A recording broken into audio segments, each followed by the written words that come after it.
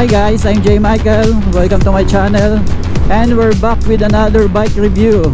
At today, pag-usapan natin itong Yamaha Mio i125. So, kalalabas lang dito kahapon sa showroom or sa kasa. At ang natatakbo pa lang niya is 22 kilometers pa lang so far. So, technically, tayo yung magbe-break in ng motor na to para sa ating tropa. So, hanap lang tayo dito ng matitigilan. At ikutan natin itong motor na to para makita natin ang mga buo. So tara, let's go, let's do this.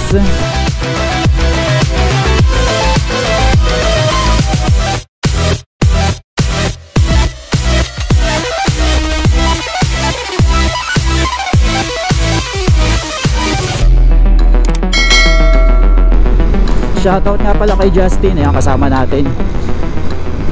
Ganda ng kulay ng helmet niya. Actually kakulay nitong motor ang daladala natin. Ayan vibrant orange.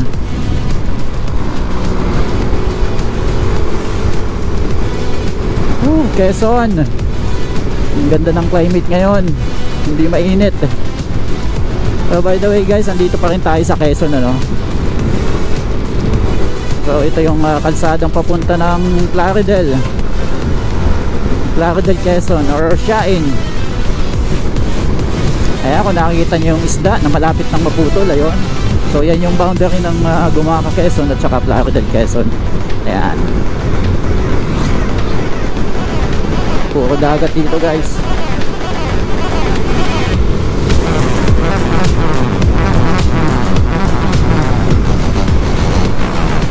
So medyo hindi tayo makawalwal mode dito sa motor na to kasi bagong labas pa lang pinapainit pa natin. Plaridel, Quezon, welcome. Pinapainit pa lang natin yung makina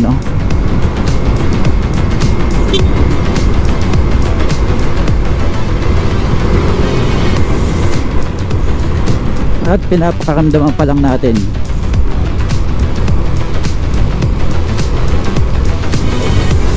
So dito tayo, pasok tayo dito.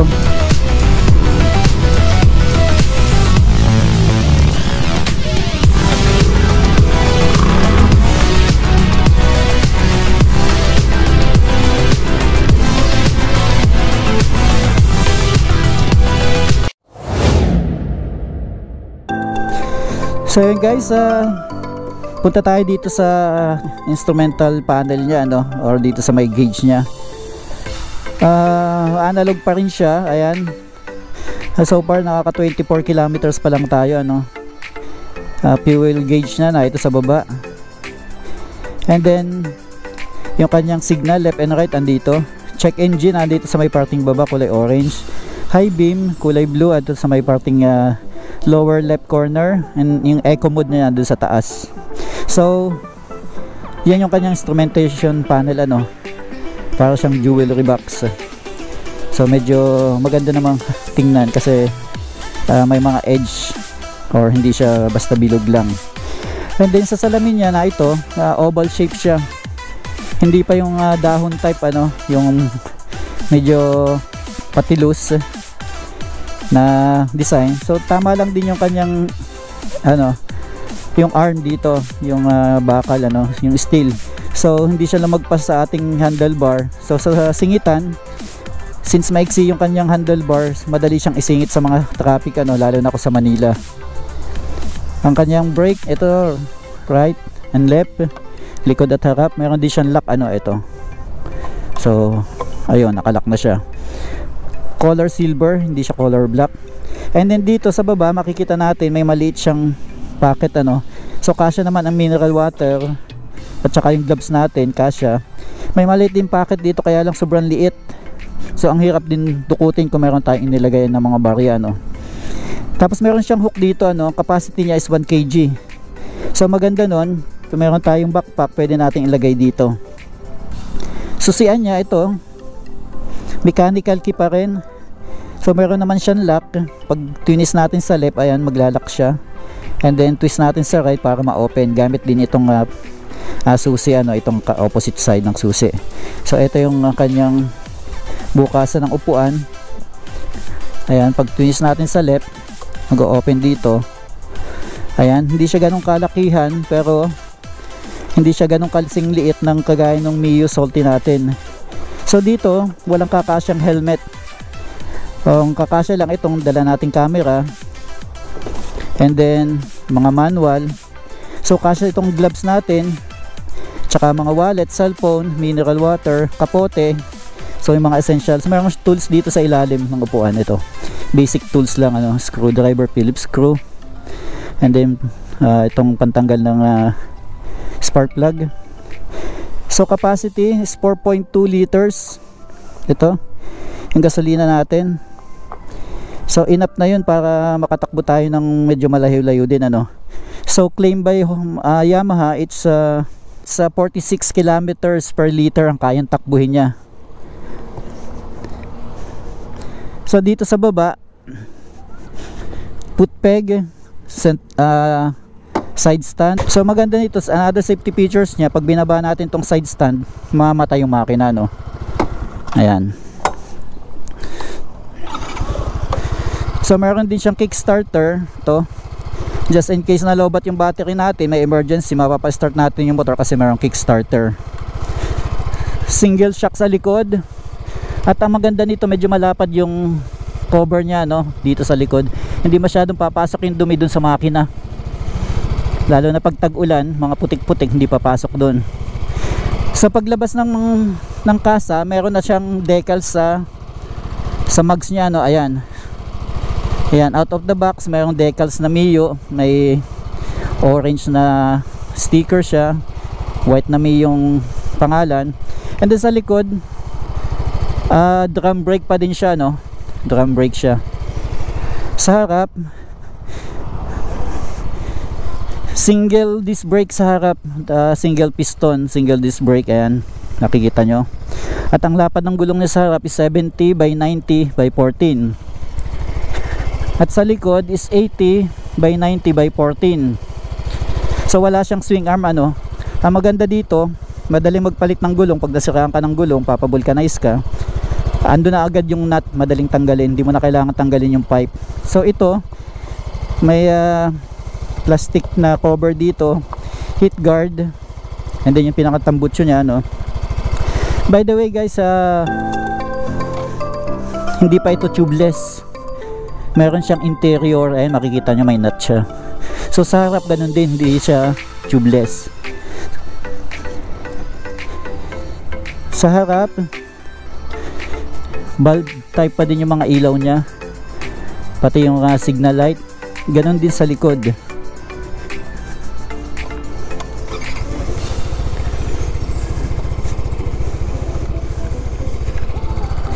Ayan. Ayan. So bulb type, maliwanag naman, kitang kita naman sa malayo. Ito, ikutan uli natin. So ang kulay niya is vibrant orange, ano. So kitang kita tayo sa malayo, nakasalubong natin kasi napaka colorful ng kanyang kulay.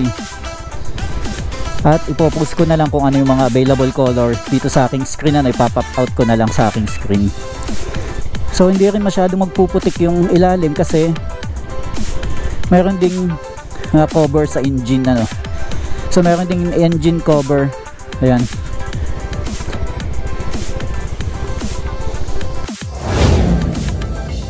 So ayan, ikutan ulit natin guys. So meron siyang grab bar sa likod, passenger grab bar, letter M, ayan, makita nyo. So leather yung upuan, or synthetic leather, which is okay naman, malambot, hindi rin ganun katigasan. So meron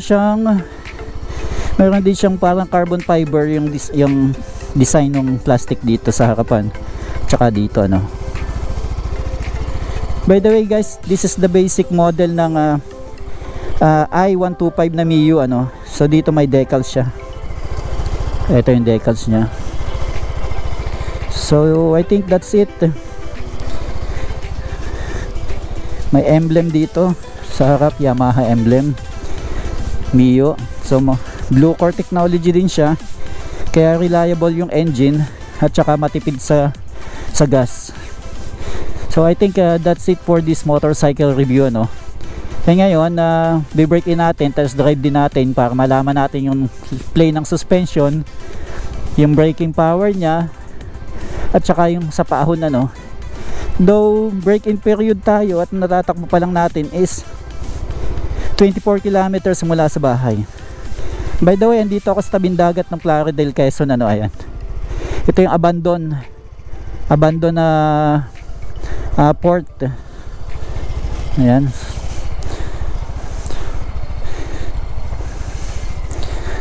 So that's it, let's go. Alright, let's go, let's do this. By the way guys, yung mga bago sa ating channel, please don't forget to like and subscribe, at click nyo na din yung notification bell para ma-notify kayo sa mga susunod ko pang mga video. By the way guys, yung seat height nya is mababa, ano. It's only 750 mm. So kahit babae, kayang-kaya itong upuan or abot na abot, ano. Sa atin, hindi tayo masyadong tiptoe compared sa mga ibang motorcycle na nagagamit natin. So walang issue sa seat height. Very friendly siya sa Asian height or Filipino height, ano.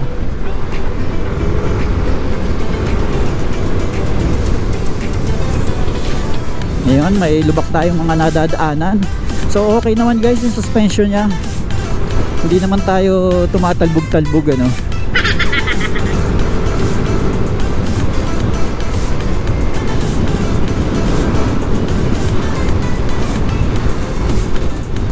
Ayan, kung makikita nyo guys, nakailaw yung eco mode natin, ano. Kasi hindi naman tayo walwal mode tumakbo. 70 to 80 lang tayo, ano. At ang isa sa tatandaan natin na pag nagbe-break in, huwag nating ibabad sa certain speed yung ating motorcycle. So pwedeng pitik-pitikin natin, palo ng 80 and then baba uli ng 70. So laro-laruin lang natin, ano. Masama kasi yung babad.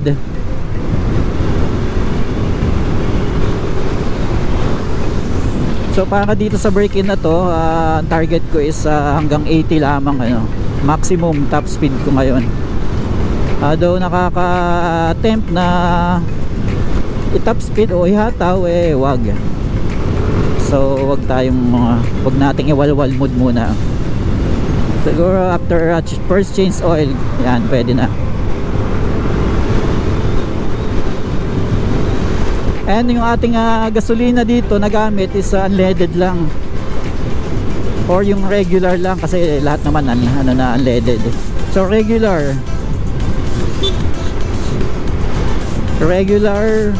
gasoline, yung kulay green, kasi hindi naman sports bike itong motor natin para kargahan natin ng premium. Mapapamahal lang tayo, ano. Ganon din yun, hindi bibilis yung motor natin. Ang mangyayari pa niyan masyadong mainit sa makina. So sa katagalan, pwedeng mas mabilis, so yung lifespan ng ating component ng makina is madaling masisira, ano. Pero since Japanese bike naman nito, Japanese engineer ang mag-design ng motor na to, tatagal naman motor na to. Basta para sa akin lang guys, kasi kanya-kanya naman tayo ng opinion sa gasolina. So kung mag-budget ka, mag-premium ka. Pero para sa akin, lahat ng motor ko, mapa NMAX o Sniper o Mio, ang gamit ko is regular lang, para hindi masyadong mainit sa component ng ating engine. Paulit-ulit ako, nasabi ko na kanina yun.